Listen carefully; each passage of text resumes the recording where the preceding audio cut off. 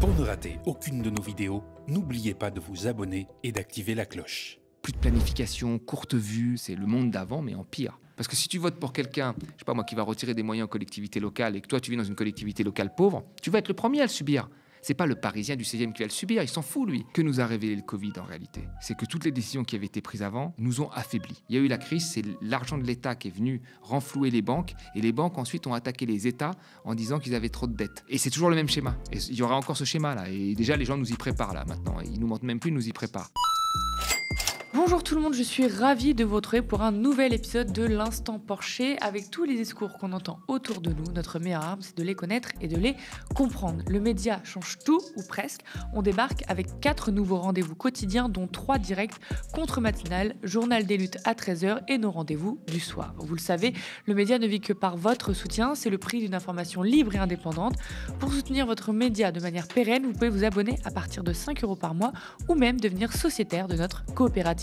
Rejoignez-nous dès maintenant sur soutenez.lemediatv.fr et abonnez-vous à nos 2 chaînes YouTube, Le Média TV et Le Média 24/7. Bonjour Thomas.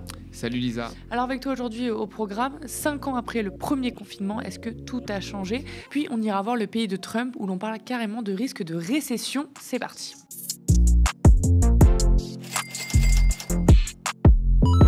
Nous sommes en guerre. On se rappelle toutes et tous de ces mots prononcés par Emmanuel Macron pendant la crise Covid. Cela fait 5 ans que le premier confinement a débuté. Les soignants étaient applaudis à 20h. L'argent magique a finalement été trouvé pour tenter de soutenir les hôpitaux et rattraper des années de réduction des coûts. Les caissières et éboueurs étaient félicités et l'on redécouvrait l'importance de consommer local. Les politiques vantaient les PME et les smicards et on se disait maintenant tout va changer. Prise de conscience générale, etc., etc.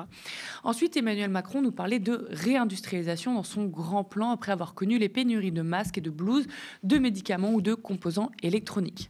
5 ans plus tard, les soignants multiplient les cris d'alarme et alertent sur le manque de moyens dans l'hôpital public.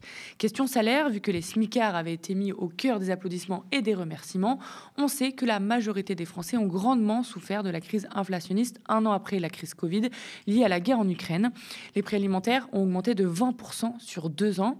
Après 5,2% d'inflation en 2022 et 4,9% en 2023, l'augmentation des prix ralentit à 2% en 2024. Sur l'ensemble de l'année 2024, le pouvoir d'achat global augmenterait davantage, plus 2,1% que la croissance attendue, plus 1,1%, et le pouvoir d'achat par unité de consommation se redressait, indique l'INSEE. Selon eux, les prestations sociales en espèces seraient la principale contribution à l'évolution du pouvoir d'achat des ménages en 2024, du fait de leur indexation avec retard sur l'inflation passée. BFM avance que la hausse du pouvoir d'achat s'explique aussi en grande partie par la hausse des taux d'intérêt qui a profité aux épargnants. Or, ces revenus du patrimoine ont davantage tendance à être à leur tour épargnés que les salaires réels qui, eux, ont plutôt baissé. Les Échos sont plus optimistes. Le très net reflux de l'inflation est une bonne nouvelle pour le pouvoir d'achat des Français.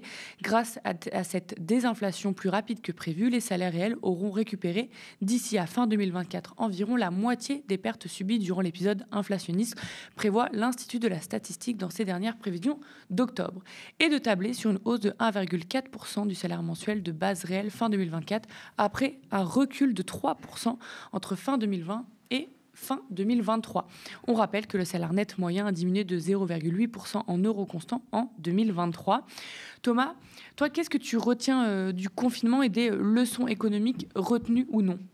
Alors en fait, ce qui est intéressant, c'est que quand il y a eu ce confinement, qui a 5 ans aujourd'hui, il y a 5 ans, on était confinés à la même date, il y a eu tout un tas d'appels de gens du monde d'après, y compris le président de la République a dit qu'il fallait se réinventer. Je me souviens qu'il avait même dit qu'il fallait se rappeler que la société tenait avec des gens qui étaient mal rémunérés, mais qui étaient utiles.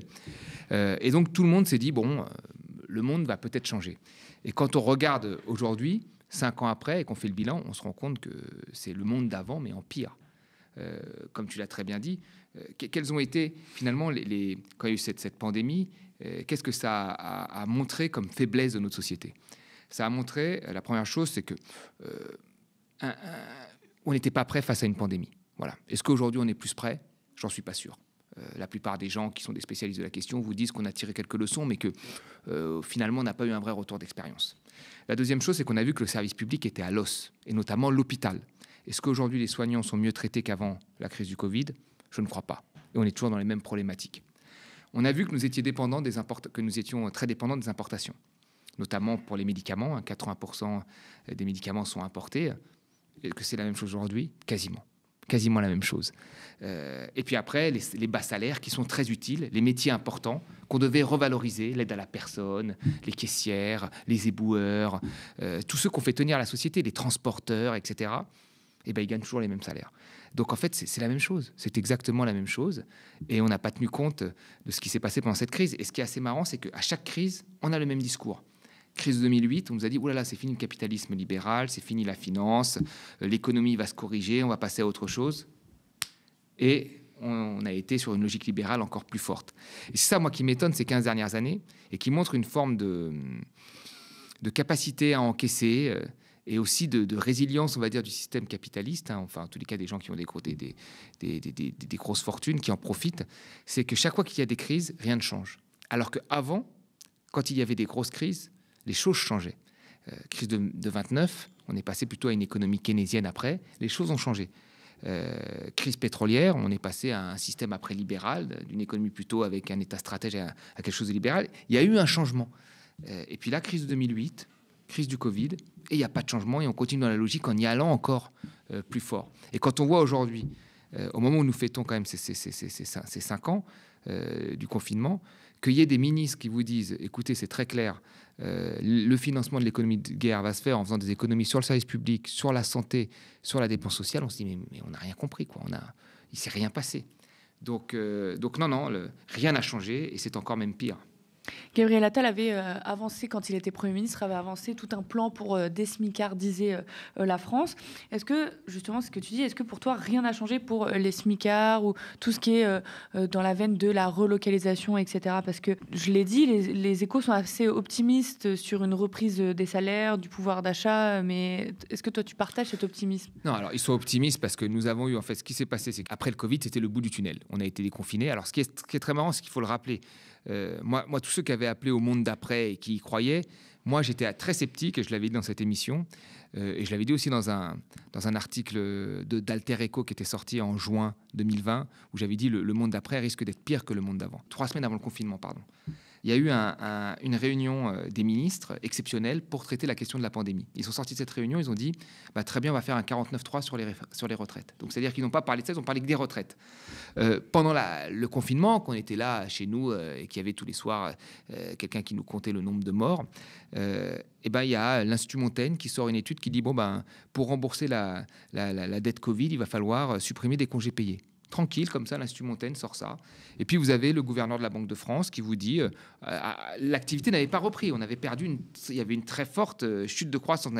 Il nous dit, écoutez les amis, il va falloir rembourser la dette. C'est-à-dire qu'on ne pensait pas au retour de l'activité, on ne pensait pas au changement de société, à la sortie du tunnel qui permettrait d'avoir un nouveau paradigme économique. On pensait tout de suite à des questions qui sont propres aux questions que nous nous posons tout le temps depuis une quinzaine d'années. C'est comment on va réduire les déficits, comment on va faire travailler plus les Français et comment on va réformer les retraites. C'était grosso modo ça. Et Castex, quand il a été élu après, placé par Macron après, il a tout de suite abordé, à peine on venait sortir de la crise, tout de suite abordé, écoutez, il va falloir reparler de la réforme des retraites. Donc on était toujours dans ces questions-là. Donc on sentait bien que dans une continuité. Sur la question des salaires dont tu me parles, en fait, c'est qu'après cette crise-là, il y a eu l'invasion de l'Ukraine par la Russie, ce qui a fait monter le prix des matières premières, ce qui a créé une inflation un peu plus forte que d'habitude. Et donc là, les bas salaires qui avaient tenu la société, on n'a pas fait grand-chose pour eux. Ceux qui étaient au SMIC ont été ajustés directement. Et les autres, il y a eu quelques boucliers sur les carburants et l'énergie, mais ils ont subi de plein fouet l'inflation. Alors, effectivement, les Échos le disent, après coup, ça a été plus ou moins rattrapé, mais ça a été après coup. C'est-à-dire qu'il y a eu un temps assez long, d'une année quasiment, où les gens ont dû s'adapter. Et progressivement, le rattrapage se fait, pas pour tout le monde, parce qu'il y a des inégalités dans le rattrapage, mais grosso modo, les gens ont vécu une perte de pouvoir d'achat très forte, comme on n'avait pas vu depuis les chocs pétroliers des années 70. Donc, bien sûr qu'il va y avoir un rattrapage, mais sur le moment, les gens ont dû s'adapter. Et ceux qui ont dû s'adapter, c'était ces premiers de corvée qui avaient en partie tenu la société quand une autre partie était en confinement ou en télétravail. Puis même s'il y a un rattrapage, les salaires bas restent salaires bas et les métiers restent sous-valorisés. Le SMIC est indexé sur l'inflation, donc il a suivi, sachant qu'on l'a dit plusieurs fois ici, le SMIC, il va falloir un jour se poser une vraie question, peut-on encore vivre avec le SMIC? Parce qu'avec la hausse des prix de l'immobilier qui n'est pas intégrée quand même dans le SMIC, on voit très bien qu'avec un SMIC, la vie est très difficile. Et après, les bas salaires qui gravitent toujours autour quand même du SMIC, eux n'ont pas eu de suivi de l'inflation ou un suivi après coup, ce qui a été très difficile. Et donc, qui est-ce qui a pris le choc et l'adaptation? C'est les populations. Oui, justement. Et en premier lieu, les populations les plus vulnérables. Voilà, c'est qui a pris les chocs des crises, c'est le thème que je vais aborder, parce que nos camarades indépendants Basta et l'Observatoire des multinationales ont pointé du doigt les Corona-profiteurs, je les cite, près de 300 milliards d'euros de prêts garantis par l'État, un plan d'urgence à 110 milliards d'euros, dont 7 milliards d'euros pour Air France et 5 milliards pour Renault, un plan tourisme, un plan automobile, un plan aéronautique, un plan pour la relocalisation industrielle, des baisses d'impôts, un plan de relance annoncé à 100 milliards. Les sommes affichées sont d'une ampleur inédite. Elles profitent largement aux grands groupes et à leurs actionnaires, beaucoup moins aux salariés. On se rappelle des dividendes records annoncés pendant la crise Covid ou inflationniste. Et Basta et l'Observatoire montrent aussi à quel point le chômage partiel était devenu une sorte de nationalisation des salaires. Et les grandes entreprises qui ont ensuite annoncé des plans de licenciement comme Renault, sans parler des sous-traitants et des PME qui ont été un peu lâchés dans tout ça. Comment tu vois ces aides Covid, toi Thomas? Est-ce qu'il y a eu, comme pendant la crise liée à l'énergie et à l'Ukraine, des profiteurs de crise? Il y a toujours des profiteurs de crise, surtout quand vous donnez de l'argent de l'État sans condition. Distribuer de l'argent comme ça a été fait, c'est-à-dire mettre une perfusion quand l'économie s'écroule, c'est la meilleure des choses à faire. On peut pas. L'État pompier est efficace et sur ce point-là, libéraux et keynésiens et tout ce que vous voulez gauche-droite sont d'accord là-dessus. C'est-à-dire qu'en période de crise, et tous les pays l'ont fait, il faut injecter de l'argent.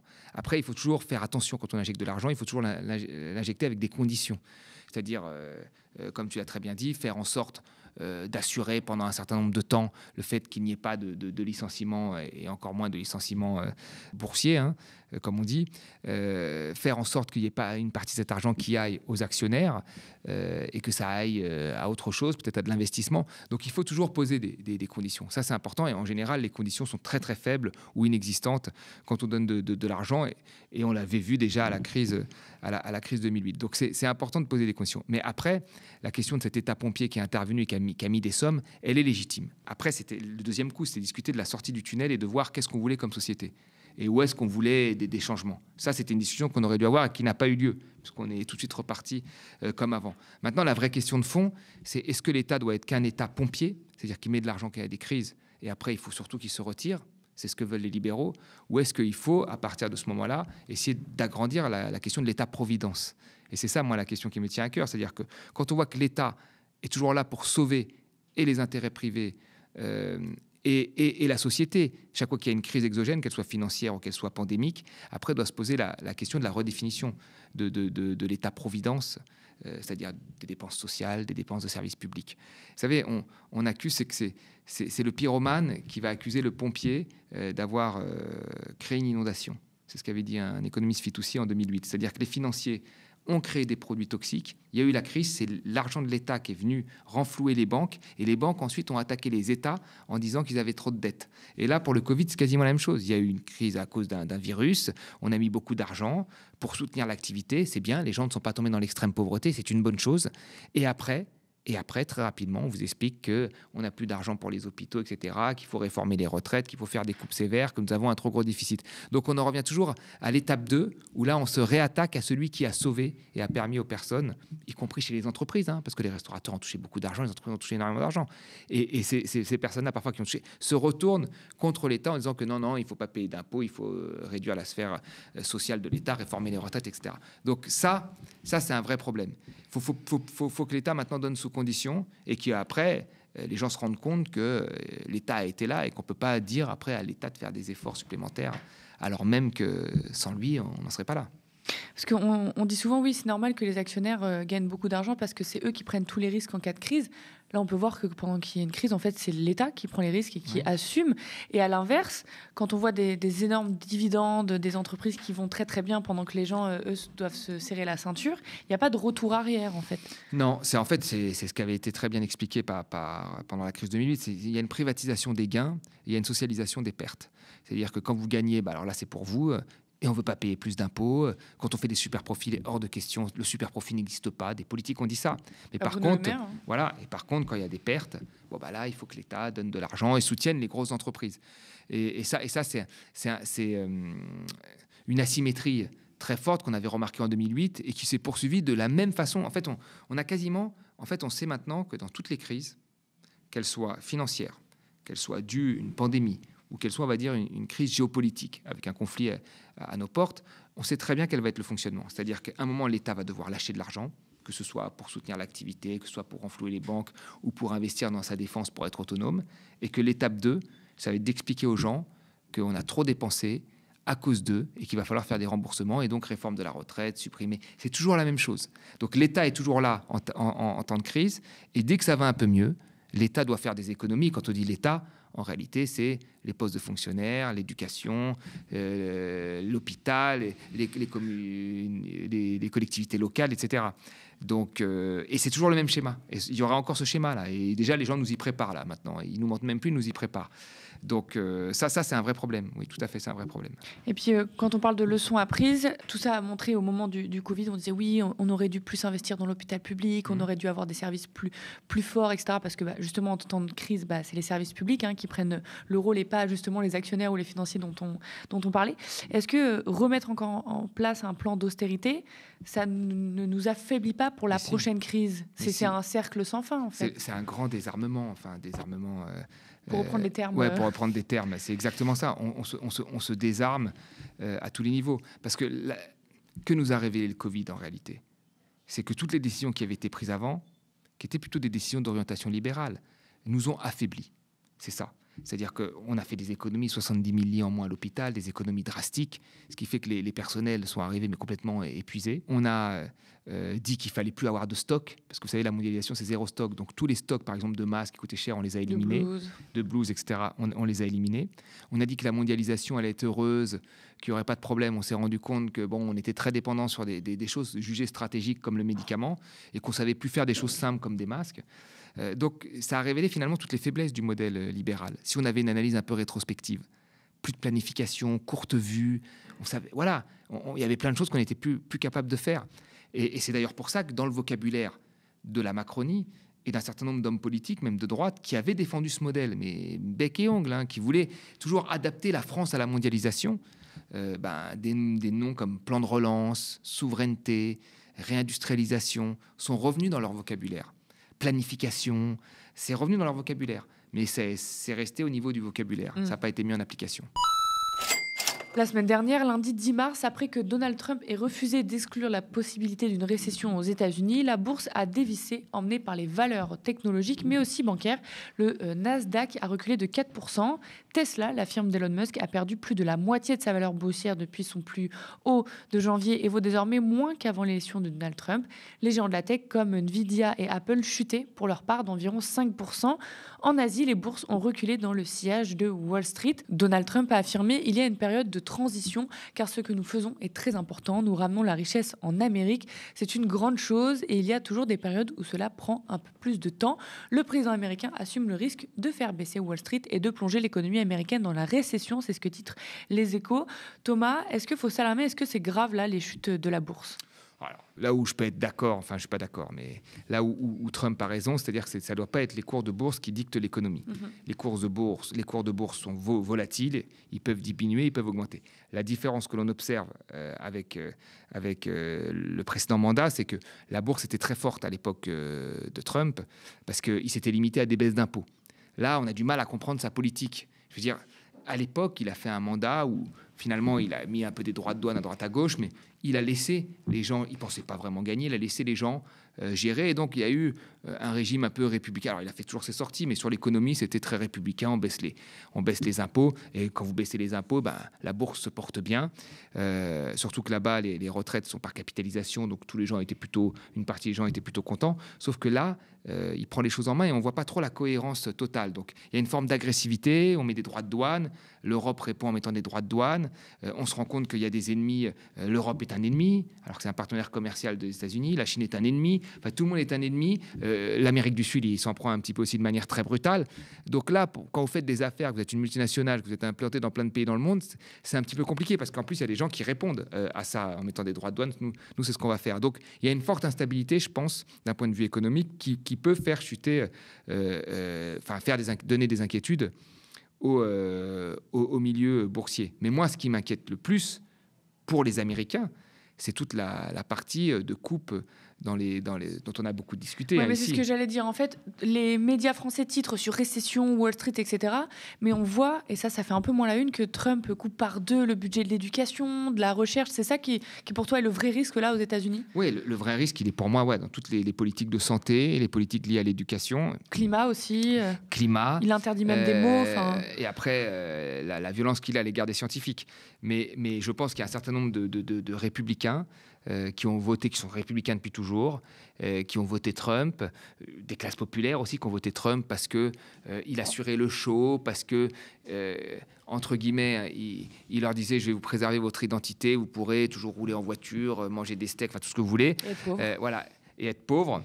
Et ces gens-là se rendent compte aujourd'hui, concrètement, dans leur vie, une fois qu'on leur a dit ça leur mettait rien dans leur assiette, ça leur ouvrait pas des services publics, et que le peu de services publics qu'ils avaient, le peu d'assurance qu'ils avaient médicale, publique, va probablement disparaître. Et aujourd'hui, ces gens-là, ils se rendent compte que là, on rigole plus. Quand vous supprimez des postes de fonctionnaires dans l'éducation, ou quand vous fermez des centres de santé, là, ça va créer des problèmes. Et ça risque d'être inquiétant. Moi, il y a cette question-là qui est inquiétante. Et après, une autre question moi, qui m'inquiète, et on l'avait dit ici, c'est aussi la sûreté intérieure des États-Unis, parce que les États-Unis sont un pays qui a toujours été plus ou moins menacé par l'extérieur.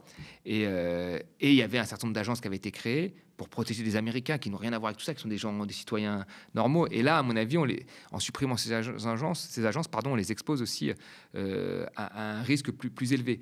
Donc, autant les variations de Wall Street, c'est assez intéressant parce qu'on aurait pu penser l'inverse, et c'est ça qu'il faut constater, mais elles sont très volatiles, elles peuvent repartir demain à la hausse.